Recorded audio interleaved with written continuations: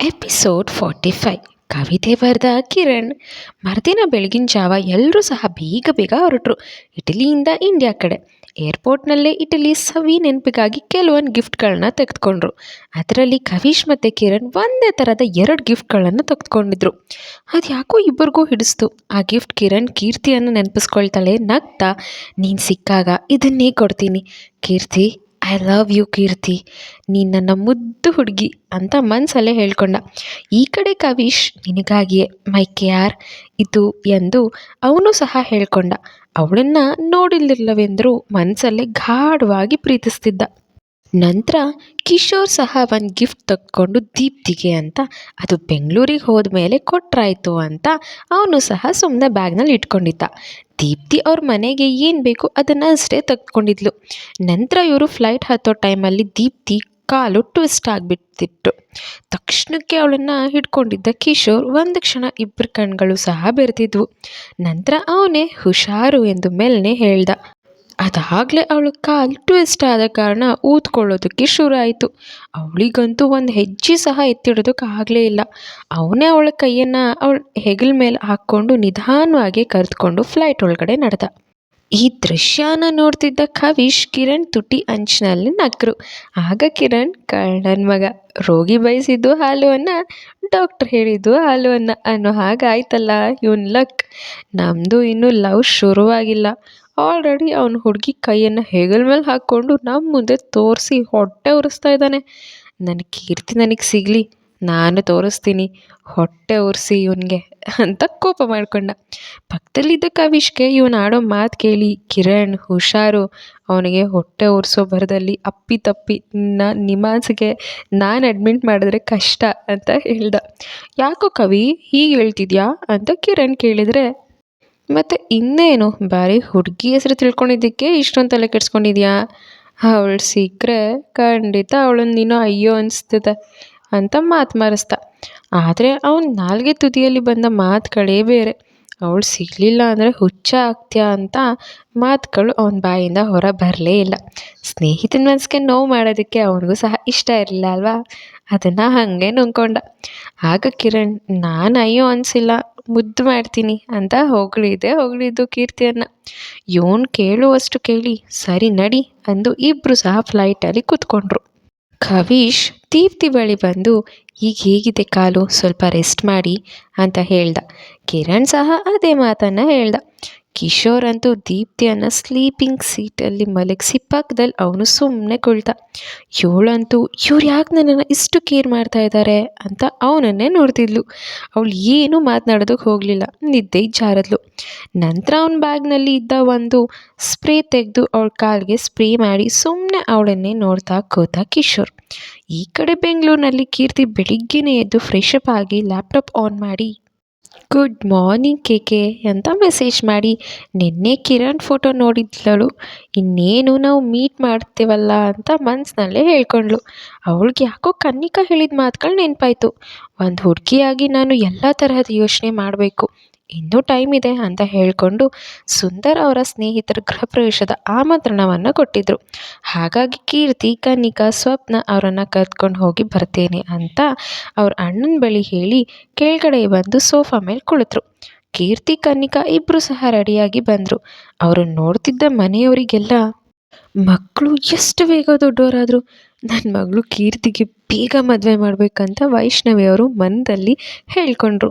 ನಂತರ 4 ಪ್ರಯಾಣ ದೇವನಹಳ್ಳಿಯಿಂದ ಒಂದು ಹಳ್ಳಿ ಕಡೆ ಹೊರಡ್ತು. ಕಿರಣ್ ಫ್ಲೈಟ್ನಲ್ಲಿ ಇನ್ಸ್ಟಾಗ್ರಾಮ್, ಫೇಸ್ಬುಕ್ ಎಲ್ಲ ನೋಡಿ ಬೇಜಾರಾಗಿ ಒಂದು ಮೂವಿ ಸಹ ನೋಡಿ ಮುಗಿಸ್ದ. ಮತ್ತೆ ಇನ್ಸ್ಟಾಗ್ರಾಮಲ್ಲಿ ಬರೋ ರೀಲ್ಸನ್ನು ನೋಡ್ತಾ ಇದ್ದ. ನಂತರ ಏನೋ ತಲೆಗೆ ಹೊಳ್ದಂತೆ ಈಗ ತಾನೇ ಇನ್ಸ್ಟಾಗ್ರಾಮ್ನಲ್ಲಿ ನೋಡ್ದ ರವಿಚಂದ್ರ ಹಾಡನ್ನೇ ತಿರುಗಿಸಿ ಮಾಡಿ ಒಂದು ಕವಿತೆ ಮಾಡಿ ಕವಿಶ್ ಹತ್ರ ಬಂದ. ಕವಿ, ನಾನೊಂದು ಕವಿತೆ ಬರೆದಿದ್ದೀನಿ, ಓದಿ ಹೇಳ್ತೀನಿ, ಚೆನ್ನಾಗಿದೆ ಅಂದರೆ ನನ್ನ ಹುಡುಗಿಗೆ ಇದೇ ಕವಿತೆ ಹೇಳಿ ಪ್ರಪೋಸ್ ಮಾಡ್ತೀನಿ ಅಂತ ಹೇಳ್ದ. ಕವಿಶ್ ಅವನ ಮುಖನ ಒಂದು ಸರಿ ನೋಡಿ ನಕ್ಕು, ಸರಿ ಹೇಳು ಅಂತ ಹೇಳ್ದ. ಡೌ ಡೌ ಎನ್ನುವ ಹೃದಯದಲ್ಲಿ ಲವ್ ಲವ್ ಸದ್ದಿದೆ, ನನ್ನ ಈ ಕನಸಲ್ಲಿ ಬೆಣ್ಣೆ ಮನಸ್ಸಲ್ಲಿ, ನಿನ್ನ ಚೆಲ್ಲಾಟ ಹೆಚ್ಚಾಗಿದೆ, ಓಹೋ ನಿನ್ನ ಮೌನವೇ ನನಗೆ ಬಹಳ ಕಾಡುತ್ತಿದೆ, ನಾ ಮೆಚ್ಚಿದೆ ನಿನ್ನ ಮೌನ, ಓ ನನ್ನ ಸ್ವೀಟಿ, ನೀ ಒಪ್ಪಿಗೆ ಕೊಟ್ಟರೆ ಆಗುವುದೇ ನಮ್ಮಿಬ್ಬರ ಜೋಡಿ. ಓಹೋ!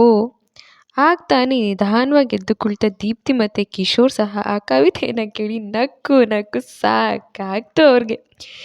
ಏನು ಹೇಳೋದಕ್ಕೆ ಬಾಯಿ ತೆರೆದವನು ಕವಿತೆಗಳನ್ನು ಬರೆಯುತ್ತಿರೋದು ಯಾರಿಗೂ ಗೊತ್ತಿಲ್ಲ ಎಂದು ಸುಮ್ಮನೆ ಬಾಯಿಗೆ ಬಂದ ಮಾತನ್ನು ಗಂಟ್ಲಿನಲ್ಲಿ ನುಂಗು ಹಾಕ್ಕೊಂಡು ಮುಖಾನ ಸಪ್ಪಗೆ ಮಾಡಿಕೊಂಡು, ನಾನು ಬರೆದಿರೋ ಕವಿತೆ ನಿಜವಾಗ್ಲೂ ಚೆನ್ನಾಗಿಲ್ವಾ ಕವಿ ಅಂತ ಕೇಳ್ದ.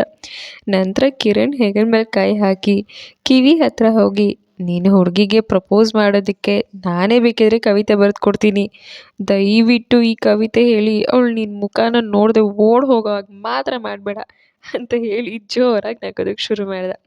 ಕವಿ ಹೇಳಿದ್ದನ್ನ ಕೇಳಿ ಕಿರಣ್ ಸಹ ಅವರ ನಗುವಿನಗೆ ನಗು ಜೋಡಿಸ್ದ. ನನ್ನ ಕವಿತೆ ಅಷ್ಟು ಕೆಟ್ಟದಾಗಿದೆ ಅಂತ ಅವನಿಗೆ ಅರ್ಥ ಆಯಿತು.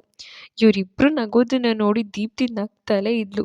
ಅವಳು ಮುದ್ದಾದ ನಗು ನೋಡ್ತಾ ಕಿಶೋರ್ ಅಂತೂ ಕಳ್ದೆ ಹೋಗಿದ್ದ.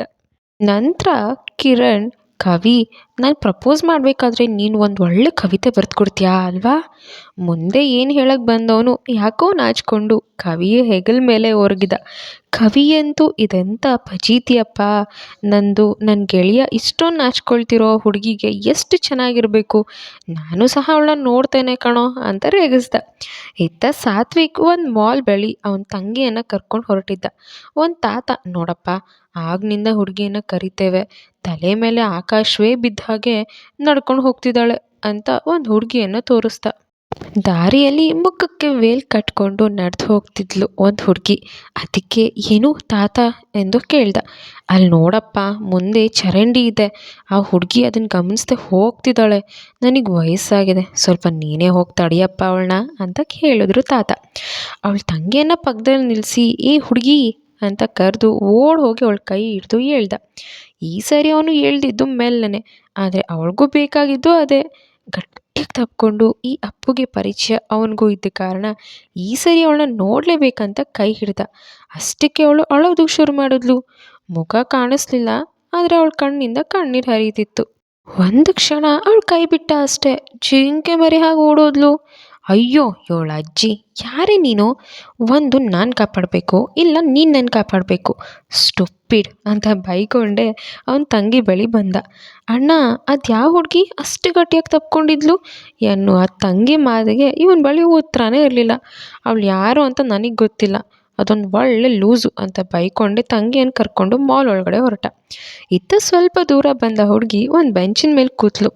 ತಾತ ಬಂದು ನೀ ಹೇಳಿದ ಕೆಲಸ ಮಾಡಿದೆ ಕಣಮ್ಮ ಅಂತ ಹೇಳಿದ ಮೇಲೆ 2,000 ನೋಟನ್ನು ತಾತಂಗೆ ಕೊಟ್ಟು ಥ್ಯಾಂಕ್ ಯು ಸೋ ಮಚ್ ತಾತ ಅಂತ ಹೇಳಿ ನಕ್ಕಳು. ಒಂದು ಹುಡುಗ, ನಿನ್ನ ತಪ್ಕೊಳ್ಳೋದಕ್ಕೆ ಇಷ್ಟೆಲ್ಲ ಸಾಹಸ ಮಾಡಬೇಕಾ ಅಂತ ತಾತ ಕೇಳಿದ್ರು. ಇಲ್ಲ ತಾತ, ಅವ್ನು ನಾನು ಪ್ರೀತಿಸ್ತಿರೋ ಹುಡುಗ, ನನ್ನ ಜೊತೆ ಜಗಳ ಮಾಡ್ಕೊಂಡಿದ್ದಾನೆ, ಹಾಗಾಗಿ ಈ ಥರ ಮಾಡಿದೆ ಅಷ್ಟೆ ಅಂತ ಒಂದು ಸುಳ್ಳನ್ನು ಹೇಳಿದ್ಲು. ನಂತರ ಮನಸ್ಸಲ್ಲೇ ಪ್ರೀತಿ ಹೇಳ್ಕೊಳ್ಳೋವರೆಗೂ ಈ ಕಣ್ಣ ಮುಚ್ಚಾಲೆ ಆಟ ಮಾತ್ರನೇ ಸಾತು. ಇತ್ತ ಗೃಹ ಪ್ರವೇಶ ಮುಗಿಸ್ಕೊಂಡು ಹೊರಡೋಣ ಅಂತ ಬಂದವರು ದೇವನಹಳ್ಳಿಯ ಒಂದು ಹಳ್ಳಿಯಲ್ಲಿ ತೋಟದ ವಾತಾವರಣನ ನೋಡಿ ತುಂಬ ಸಮಯ ಅಲ್ಲೇ ಕಳೆದ್ರು. ಸಂಜೆ ಆದಾಗಲೇ 7 ಸಮಯವಾಗಿತ್ತು. ನಂತರ ತನ್ನ ಸ್ನೇಹಿತನ ಬಳಿ ತೆರಳಿ, ಸರಿ ನಾವಿನ್ನು ಹೊರಡ್ತೀವಿ, ಮಧ್ಯಾಹ್ನ 12 ಗಂಟೆ ಬಂದವರು, ಇನ್ನೂ ಇಲ್ಲೇ ಇದ್ದೀವಿ, ಟ್ರಾಫಿಕ್ ಬೇರೆ ಇರುತ್ತೆ ಅಂತ ಹೇಳಿದ್ರು. ಇವರು ಊಟ ಮಾಡಿಕೊಂಡೇ ಹೋಗಬೇಕು ಅಂತ ಹಠ ಮಾಡಿದ್ರು ಸುಂದರ್ ಅವರ ಸ್ನೇಹಿತ. ಸುಂದರ್ ಅವರು ಸ್ವಪ್ನ ಮತ್ತು ಮಕ್ಕಳ ಮುಖ ನೋಡಿದ್ರು. ಅವರು ಏನೆಂದು ಹೇಳ್ದೆ ಸುಮ್ಮನೆ ಹ್ಞೂ ಅಂತ ಹೇಳಿದ್ರು. ನಂತರ ಕೀರ್ತಿ ಕನ್ನಿಕಾ ಮನೆ ಟೆರೆಸ್ ಮೇಲೆ ಹೋಗಿ ಅಲ್ಲಿಂದ ಇಡೀ ಸುತ್ತ ಹಳ್ಳಿಯ ವಾತಾವರಣನ ನೋಡ್ತಿದ್ರು. ದೇವನಹಳ್ಳಿಯಿಂದ ಅಷ್ಟು ದೂರದ ಹಳ್ಳಿಯಲ್ಲಿ ಅಷ್ಟು ದೊಡ್ಡದಾಗಿ ಕಟ್ಟಿಸಿರೋ ಬಂಗ್ಲೆ ಅಂತ ಹೇಳ್ಬೋದಾಗಿತ್ತು. ಪ್ರಶಾಂತವಾಗಿರಲಿ, ವಾರದ ಕೊನೆಯಲ್ಲಿ ಬಂದು ಇಲ್ಲಿ ಸಮಯ ಕಳಿಬೇಕೆಂಬ ಕಾರಣದಿಂದ ಇಷ್ಟು ದೊಡ್ಡ ಮನೆಯನ್ನು ಕಟ್ಟಿಸಿದ್ರು. ಬೆಳಗಿನ ಜಾವವೇ ಇಟಲಿಯಿಂದ ಹೊರಟಿದ್ರಿಂದ ರಾತ್ರಿ 8:30ಗೆಲ್ಲ ಬೆಂಗಳೂರಿಗೆ ಬಂದು ತಲುಪಿದ್ರು. ಪ್ರೋಸೆಸ್ ಎಲ್ಲ ಮುಗಿಸ್ಕೊಂಡು ಆಚೆ ಬರೋ ಅಷ್ಟರಲ್ಲಿ ರಾತ್ರಿ 9 ಆಗಿತ್ತು. ಕಿಶೋರ್ ದೀಪ್ತಿ ಕೈಯನ್ನು ಹಿಡ್ಕೊಂಡು ನಿಧಾನವಾಗಿ ಬರ್ತಿದ್ದ. ಕಿರಣ್ ಬೇಕು ಅಂತ, ಕಿಶೋರ್ ಏನೋ ಕಾವ್ಯಸ್ ಜೊತೆ ಹೊರಡು, ಡ್ರೈವರ್ ಬಂದಿದ್ದಾನೆ, ನಾನು ದೀಪ್ತಿನ ಕರ್ಕೊಂಡು ಅವಳ ಮನೆ ಹತ್ರ ಬಿಟ್ಟು ನಂತರ ನನ್ನ ಮನೆಗೆ ಹೋಗ್ತೇನೆ ಅಂತ ಹೇಳ್ದ. ಕಿಶೋರ್ ಮುಖದಲ್ಲಿ ಕೋಪಕ್ಕಿಂತ ಜಲಸ್ ಎದ್ದು ಕಾಣ್ತಿತ್ತು. ಇಲ್ಲ ಸರ್, ನಾನು ಬಿಟ್ಟು ಹೋಗ್ತೀನಿ, ಹಾಗೆ ಹಾಸ್ಪಿಟಲ್ಗೂ ಸಹ ತೋರಿಸ್ಬೇಕು. ಸರ್ ನಿಮಗೆ ಯಾಕೆ ತೊಂದರೆ ಅಂತ ಹೇಳ್ದ ಕಿಶೋರ್. ಆಗ ಕವಿಶ್ ಬೇಡ ಬಿಡು ಅವರಿಬ್ಬರು ಹೋಗಲಿ ನಾವು ಹೋಗೋಣ ಅಂತ ಹೇಳ್ದ. ಕಿರಣ್ ಹೊಟ್ಟೆ ಉರಿಸ್ಬೇಕಂತ ತಲೆಗೆ ತುಂಬಿಕೊಂಡು ಬಿಟ್ಟಿದ್ದ. ಕವಿಶ್ ಮಾತನ್ನು ಕೇಳಲೇ ಇಲ್ಲ. ನಂತರ ಬೇಕು ಅಂತ ದೀಪ್ತಿ ಕೈನ ಹಿಡ್ಕೊಂಡು ಬನ್ನಿ ಅಂತ ಕರ್ಕೊಂಡು ಹೊರಟೇ ಬಿಟ್ಟ. ಅವಳ ಕಾರ್ ಪಕ್ಕದಲ್ಲಿ ನಿಂತ ಒಂದು ಕಾರ್ನಲ್ಲಿ ಇದ್ದವರನ್ನು ನೋಡಿ ಕೋಪಗೊಂಡ್ಲು ಕೀರ್ತಿ. ಕತೆ ಹೇಗೆ ಬರ್ತಿದೆ ಕಮೆಂಟ್ಸ್ ಮೂಲಕ ನಿಮ್ಮ ಅಭಿಪ್ರಾಯಗಳನ್ನ ತಿಳಿಸಿ. ನನ್ನ ಕತೆನ ಮೆಚ್ಚಿ ಕಮೆಂಟ್ ಮಾಡ್ತಿರೋ ಪ್ರತಿಯೊಬ್ಬರಿಗೂ ತುಂಬ ಹೃದಯದ ಧನ್ಯವಾದಗಳು. ಎಲ್ಲರೂ ನೆಕ್ಸ್ಟ್ ಎಪಿಸೋಡ್ನ ನೋಡೋದನ್ನು ಮಿಸ್ ಮಾಡ್ಕೋಬೇಡಿ. ಹಾಗೆ ನನ್ನ ಚಾನಲ್ನ ಸಬ್ಸ್ಕ್ರೈಬ್ ಮಾಡ್ಕೊಳ್ಳೋದನ್ನು ಮಿಸ್ ಮಾಡ್ಕೋಬೇಡಿ. ಇಲ್ಲಾಂದರೆ ಇಂಟ್ರೆಸ್ಟಿಂಗ್ ಸ್ಟೋರೀಸ್ನ ನೀವು ಮಿಸ್ ಮಾಡ್ಕೊಂಡು ಬಿಡ್ತೀರಾ. Love you all. ಬಾಯ್.